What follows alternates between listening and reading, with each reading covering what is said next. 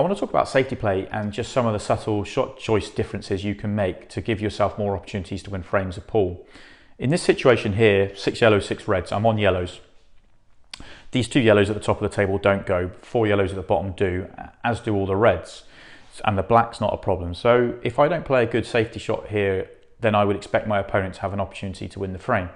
Now, I think there's a safety shot that a lot of people would play in this situation that I actually think would put themselves in more trouble a few shots further down the line. And let me try and show you what I think a lot of people do in this situation.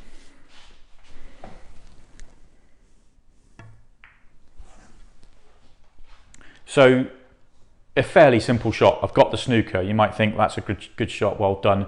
You know, I've achieved what I tried to do. Yes and no. I've got the snooker, but it's a really simple escape. I just come off one cushion. There's a choice of 2 reds there. I'm very surprised if my opponent doesn't get out of this snooker. And okay, you might say if my opponent gets out of the snooker, I'm still going to have a choice on these yellows at the bottom of the table, and that's true. But the yellows at the top are still a problem for me. I haven't opened them up, so I'm going to have to play some sort of cannon to open up those yellows to have a chance to clear up, or I'm going to go back into another tactical battle. So if I go back to the situation as it was before, something like that, then is there a better way of being able to play this shot? Could I play it in a better way that's going to give me more opportunity? And yes, I think there is.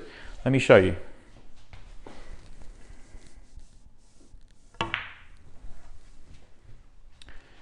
So I've got the snooker in much the same way. I've actually got a better snooker this time, but the reason this is a better choice of shot is because even if my opponent gets out of this, and I still expect them to get out, they're going to leave me an opportunity on a yellow somewhere. I expect to be on one of these yellows at the bottom of the table, but importantly, I've opened the 2 yellows at the top of the table up. So even if my opponent gets out of the snooker, I should still have a great opportunity to win this frame. So in a very subtle choice of shot difference, I'm earned an opportunity to win this frame of pool, which is what you're trying to do.